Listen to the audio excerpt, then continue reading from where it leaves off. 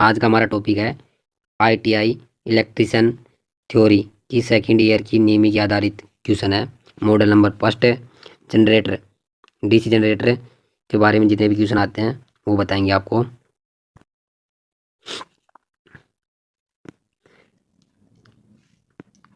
DC generator में जो x के रूप में चिन्हित कर रखा है, इसका क्या नाम है?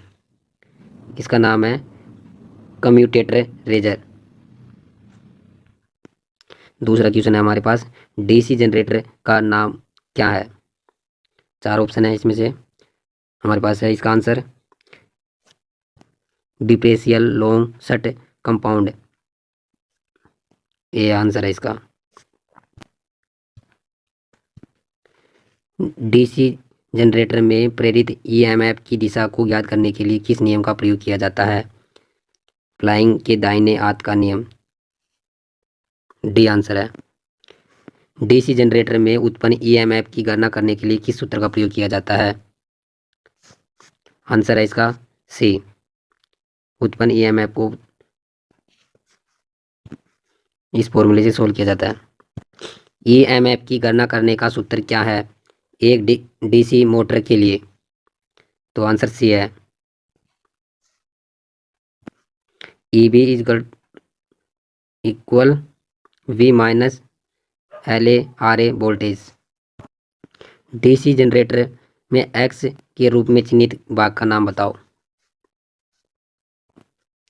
Answer D pole shoe. Question number 7 है, डीसी जनरेटर का क्या है? यह अलग से उत्पित जनरेटर है। Answer D. जनरेटर किस ऊर्जा को विद्युत ऊर्जा में परिवर्तित किया जाता है? यांत्रिक ऊर्जा को। डीसी जनरेटर फील्ड का क्या है? आंसर है इसका संचय यौगिक जनरेटर। डीसी जनरेटर का डीसी जनरेटर का सिद्धांत क्या है? फ्राइडे का विद्युत चुंबकीय प्रेरण का नियम। गतिशील रूप से प्रेरित ईएमएफ के लिए सूत्र का प्रयोग किया जाता है। Answer C BL/V sin theta volt. चुंबकीय क्षेत्र की दिशा ज्ञात करने के लिए किस नियम का प्रयोग किया जाता है? आंसर डी है प्लेइंग के दाएं हाथ का नियम। डीसी जनरेटर के भाग का क्या नाम है? Yoke frame. Answer B. 4 pole DC generator में डुप्लेक्स लैप वाइंडिंग में कितने समांतर रास्ते हैं? Answer C 8। डीसी जनरेटर के भाग का क्या नाम है बताइए। Answer D armature core lamination. DC generator में इंटरपोल कैसे जुड़े? आंसर है ए आर्मेचर के साथ श्रृंखला में। क्वेश्चन नंबर 17, एक स्वयं उत्तेजित डीसी जनरेटर में अवशिष्ट चुंबकत्व की आवश्यकता क्या है? आंसर हमारे पास ए है वोल्टेज का निर्माण करने में। 18 क्वेश्चन नंबर, डीसी मशीनों में वे कौन से दो बिंदु है जो ब्रूस सर्प प्रतिरोध को मापते हैं? आंसर सी ब्रूस और कम्यूटेटर के बीच प्रतिरोध। किस वोल्टेज ड्रॉप को एक्स के रूप में चिन्हित किया गया है? Answer C armature reaction drop. Question number 20 है, यदि सट फील्ड को आर्मेचर के समांतर जोड़ा जाता है तो यांत्रिक जनरेटर का क्या होता है? आंसर है डी लघु सट यौगिक। क्वेश्चन नंबर 21, क्यों एक डीसी जनरेटर में आर्मेचर कोर पटलित है? बवर धारा आने को कम करे। क्वेश्चन नंबर 22, डीसी जनरेटर का आर्मेचर प्रतिरोध बहुत कम है क्यों? Answer D B armature voltage drop को कम करे। डीसी जनरेटर को घड़ी की दिशा में क्यों चलना चाहिए? क्योंकि अवशिष्ट चुंबकीयत्व की रक्षा करे। आंसर बी है। बड़े डीसी जनरेटर में घुमावदार क्षतिपूर्ति क्यों प्रदान की जाती है? Answer C. आर्मेचर प्रक्रिया प्रभाव को ब्रेक कस करे।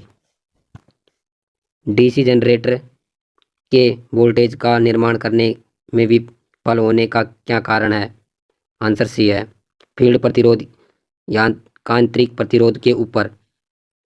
26वां क्वेश्चन है, जनरेटर का क्या नाम है यदि इसका क्षेत्र आर्मेचर के समांतर जुड़ा हुआ है? आंसर है सी ए, शंट जनरेटर। डीसी जनरेटर में पोल शू का उद्देश्य क्या है? आंसर है डी, एयर गैप में समान रूप से फ्लक्स का फैलता है। क्वेश्चन नंबर 28, डीसी जनरेटर में रिपलेट रिंग का क्या कार्य है? आंसर है बी,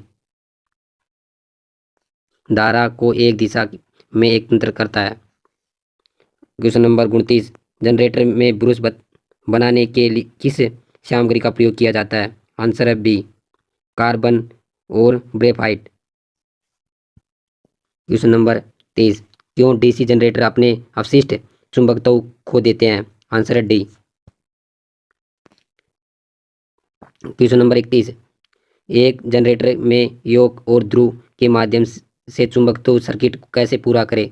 आंसर है बी, आर्मेचर कोर के through. Question number 32, DC shunt generator में लोड बढ़ाने पर टर्मिनल वोल्टेज कम क्यों हो जाता है? आंसर है ए, क्योंकि आर्मेचर प्रतिरोध का प्रभाव के कारण। क्वेश्चन नंबर 33, लंबी दूरी वितरण लाइनों के लिए किस प्रकार के डीसी जनरेटर का प्रयोग किया जाता है? आंसर डी, संचायी यौगिक generator. Question number 34, DC generator में इंसुलेशन प्रतिरोध को बेहतर बनाने के लिए किस विधि का प्रयोग किया जाता है? आंसर है डी, रखरखाव के दौरान मशीन में हवा देना। क्वेश्चन नंबर 35, अवशिष्ट चुंबक के अभाव में किस प्रकार का डीसी जनरेटर काम करता है? आंसर है डी, अलग से उत्तेजित generator. Question number 36, arc welding के लिए किस प्रकार डीसी जनरेटर का उपयोग किया जाता है? आंसर सी, विभेदिक यौगिक generator. Question number 37, DC generator में तरंग वाइंडिंग की विशेषता है? आंसर सी, कम धारा उच्च वोल्टेज। डीसी जनरेटर में ठोस पोल शू का उपयोग क्यों किया जाता है? आंसर डी, चुंबकीय पक्ष में रिलेक्टेंस को कम करने के लिए। क्वेश्चन नंबर 40, बड़ी क्षमता से डीसी जनरेटर योग बनाने के किस धातु का उपयोग किया जाता है? Answer D, rolled steel. Question number 41, DC generator में रिपलेट रिंग का क्या कार्य है? आंसर है बी, एक दिशा में आउटपुट बनाता है। डीसी जनरेटर में किस प्रकार का वोल्टेज गतिशील रूप से प्रेरित है? आंसर सी, प्रत्यक्षवर्ती वोल्टेज। क्वेश्चन नंबर 44 है, डीसी जनरेटर में फील्ड कोइल का उद्देश्य है? आंसर है सी, कुंडली फ्लक्स का निर्माण करने के ध्रुव को चुंबकीय करना। क्वेश्चन नंबर 45, बड़ी डीसी जनरेटर मशीन के पोल कोर बनाने के लिए किस धातु का प्रयोग किया जाता है? आंसर है हमारे पास सी। क्वेश्चन नंबर 46, क्यों पोल कोर स्टापिंग डीसी जनरेटर में पटलित करते हैं? आंसर है डी, भंवर धारा को कम करे। क्वेश्चन नंबर 47, इलेक्ट्रोलाइटिंग प्रक्रिया के किस प्रकार के डीसी जनरेटर का उपयोग किया जाता है? आंसर है ए, शंट जनरेटर का। क्वेश्चन नंबर 48, डीसी जनरेटर में कंपन सेटिंग वाइंडिंग का उद्देश्य क्या है? आंसर सी, 49वां प्रश्न, यदि एक सर्ट फील्ड प्रतिरोध क्रांतिक प्रतिरोध मान से ऊपर है तो क्या प्रभाव पड़ेगा एक डीसी जनरेटर पर? आंसर सी, जनरेटर वोल्टेज बनाने में विफल रहता है। क्वेश्चन नंबर 50, डीसी जनरेटर का में आर्मेचर प्रक्रिया का प्रभाव क्या है? आंसर है बी। ये सभी हमने 50 क्वेश्चन बनाए किए हैं। वीडियो को लाइक शेयर कमेंट भी करा करो।